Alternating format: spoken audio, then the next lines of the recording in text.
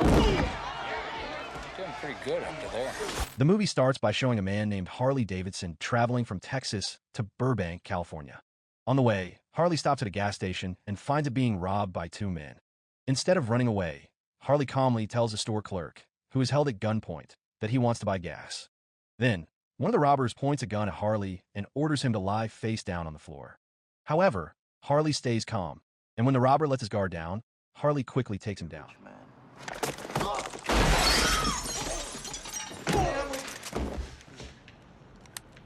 Meanwhile, the second robber, holding a knife, threatens Harley. But Harley is not scared and easily defeats him too. Because of this, the store clerk lets Harley fill up as much gas as he wants to thank him. At the same time, a man named Robert Lee Edison, also called the Marlboro Man, is playing pool against a big man nicknamed Big Indian. They are betting money, and Marlboro wins thanks to his great skills.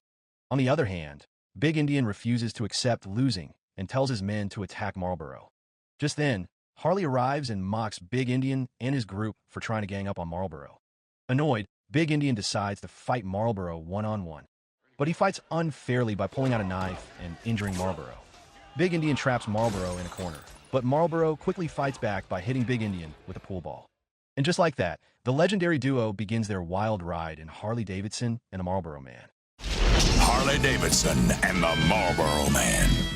It turns out Marlboro and Harley are old friends who haven't seen each other for 2 years because Harley suddenly left town without telling anyone. Later, Harley realizes many things have changed while he was gone, including plans to build a new futuristic airport. That night, Harley and Marlboro go to their favorite place, the Rock and Roll Bar and Grill. Before going inside, Harley gives Marlboro a pistol as a birthday present. Marlboro immediately uses it to shoot his old, broken motorcycle. Inside the bar, Harley meets Old Man Giles, the bar owner, and another old friend.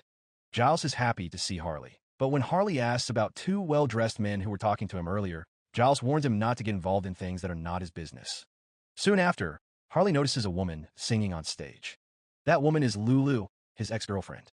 Knowing Harley still has feelings for her, Marlboro warns him that Lulu is now married to someone else.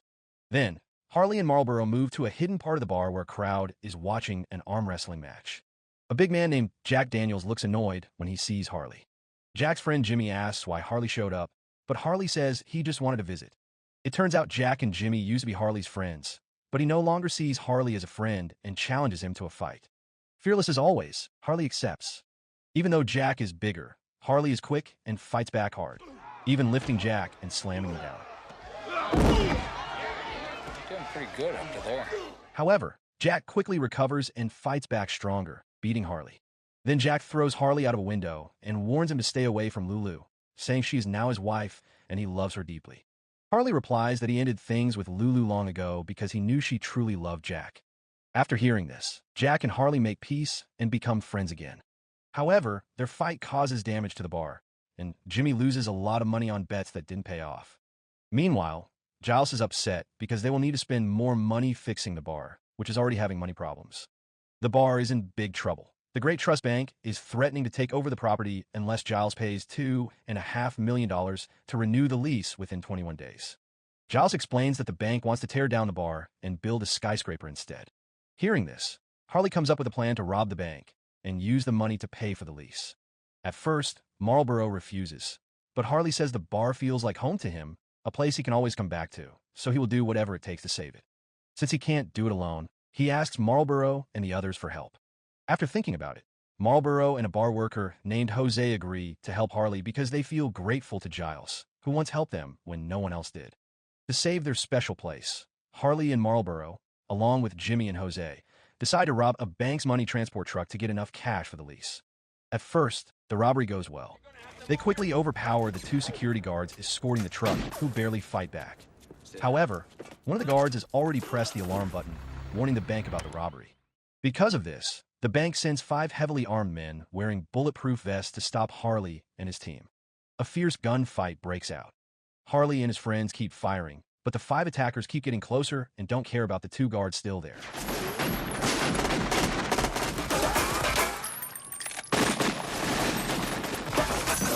Meanwhile, in the middle of the chaos, Jack suddenly arrives and blows up his motorcycle to attack the gunman. He tells his friends to escape through a sewer tunnel where Jimmy has parked a getaway car underground.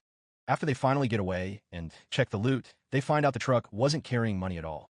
Instead, it had a dangerous new experimental drug called Crystal Dream, which is already spreading on the city streets.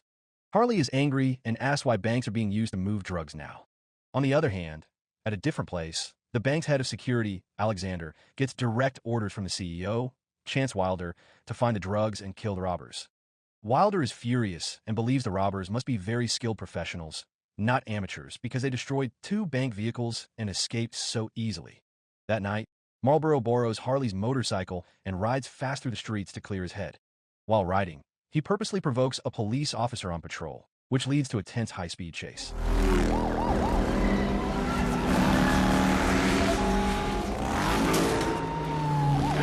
The officer finally catches Marlboro, but instead of arresting him, she takes him to her home.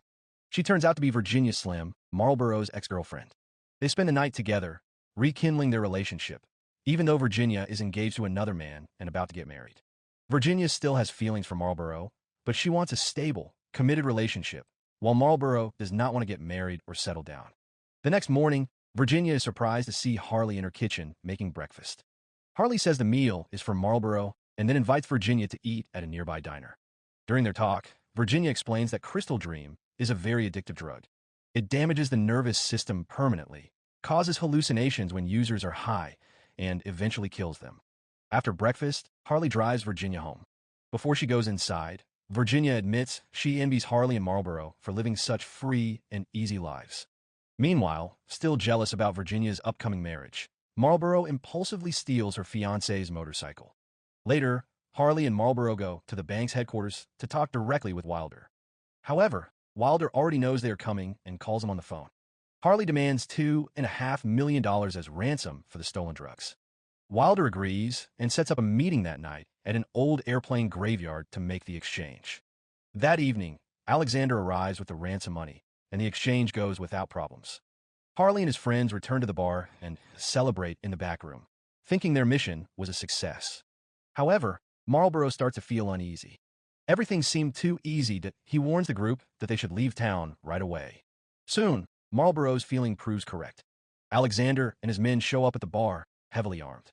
Harley and his friends watch from behind a one-way mirror while Giles tries to convince Alexander that no one is inside. Alexander pretends to leave, but suddenly turns back and shoots Giles. Then, he and his men open fire at the mirrored wall, starting a fierce shootout. Harley and his friends fight back, but they are quickly overwhelmed by the constant bullets. Harley and Marlboro manage to escape by jumping out a window, but sadly, all their friends are killed in the fight. Afterwards, Harley and Marlboro rush to the nearest airport and hide inside the luggage compartment of a plane, while Alexander and his men continue hunting them. They almost get caught by an airport worker, but Harley quickly covers her mouth to keep her quiet. Meanwhile, Alexander keeps searching and even kills an airport worker who tells him to leave the area. Eventually, Harley and Marlboro escape to Las Vegas and check into a hotel. While there, Harley scolds Marlboro for always complaining, even though they just survived a deadly attack. On the other hand, Marlboro suddenly punches Harley, upset that Harley shows no sympathy for the friends they lost. Harley tries to explain that their friends knew the risks, so regretting it now won't help. Still, Harley apologizes and admits he was wrong. He asks Marlboro to stay with him and face everything together. While Marlboro steps outside to cool off, Harley notices a penny on the floor that strangely glows red inside. Meanwhile, Marlboro calls Virginia from the hotel lobby and sees Alexander and his men arriving. Marlboro rushes back to warn Harley to leave immediately.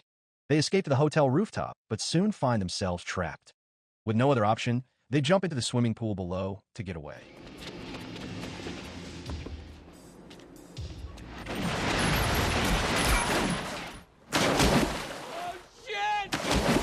While running away, Harley realizes they were being followed because of a tiny tracking device hidden inside the glowing penny, something Alexander had given him earlier. After they remove the tracker, they jump on a freight train heading east. However, during the trip, Marlboro says they owe it to their fallen friends to go back to Los Angeles and finish what they started. He decides to return and do what he feels is right. On the other hand, Harley disagrees. He says the most important thing now is that they survived, and he just wants to move on with his life. That night, Marlboro visits Virginia's house, even though her fiancé almost kicks him out. Realizing he has lost his chance with her, Marlboro tells Virginia that she was the best part of his life and that he's truly thankful for the time they had. Soon after, Harley suddenly arrives on his motorcycle and says it's time to finish what they started and get justice for their fallen friends. They begin planning their move against Alexander. Harley turns the tracker inside the penny back on to lure Alexander to the old airplane graveyard. When Alexander arrives with his men, he finds the suitcase that used to hold the ransom money. But now, it only has the glowing penny inside, a clear sign that Harley knows about the tracker. Moments later, Alexander spots Harley and Marlboro nearby, and a gunfight breaks out. Marlboro, with good aim, quickly takes down one of Alexander's men with a clean headshot. Meanwhile, Harley wastes bullets everywhere because he can't aim well. The fight goes on. Marlboro kills another of Alexander's men, while Harley struggles just to reload his gun. Then things get worse when Alexander shoots Marlboro in the arm and separates them. Alexander captures Marlboro and demands to know where the money is. Marlboro refuses and even spits in Alexander's face, ready to die. Just then, Harley arrives, aiming his pistol at Alexander and telling him to let Marlboro go. But with Marlboro still a hostage, Harley tries to shoot Alexander. The bullet misses and hits Marlboro's arm instead. Knowing Harley is a bad shot, Alexander mocks him. Frustrated, Marlboro yells at Harley to just shoot already. Feeling cornered and under pressure, Harley finally calms down, focuses, and fires a clean shot that hits Alexander right where it counts. Together, Harley and Marlboro take down Alexander for good, ending the deadly chase once and for all. Shit. Shit! Keep shooting. It'll make my job easier. Shoot the bastard! Don't think!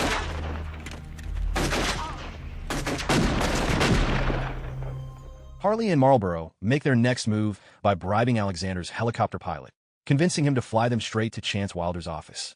During the flight, the pilot casually mentions that Alexander and his men wear bulletproof suits imported from Japan. Meanwhile, inside a tall office building, Wilder is on a call with Japanese investors when he sees his own helicopter landing and Harley and Marlboro stepping out. They storm in, throw the stolen ransom money onto Wilder's desk, and demand to rewrite the lease to save the Rock and Roll Bar and Grill. Wilder isn't interested, but he mocks them and proudly brags about making huge profits running a drug ring through the bank. That's when Harley loses his temper and tells Marlboro to shoot him. Marlboro refuses because he has one rule: never shoot an unarmed man. Seconds later, Wilder's armed guards rush into attack. But just then, the pilot they bribe arrives with a helicopter, opens fire through the windows, and quickly takes out all of Wilder's men. In a furious rage, Wilder throws one last insult, this time about Marlboro's dead father.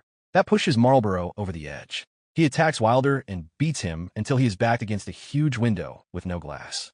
Desperate, Wilder grabs Marlboro's old cowboy boot while Marlboro holds onto a steel beam. As Marlboro begins to slip, Harley rushes to help. But the boot breaks loose and Wilder falls to his death. With the fight over, Harley and Marlboro go their separate ways. They meet one final time at a rodeo arena. Harley is leaving town for good. Marlboro, however, is chasing his old glory, riding bulls again despite the injury that ended his career before. He takes on a wild bull with pure determination, proving he still has what it takes. Meanwhile, Harley rides off on his motorcycle, finally free. As he hits the open road, he spots a hitchhiker waiting by the side. Without hesitation, he stops, offers her a ride, and together they disappear into the distance, ready for whatever comes next. So the moral of the story is, never trust a glowing penny. It's basically a snitch with shiny vibes.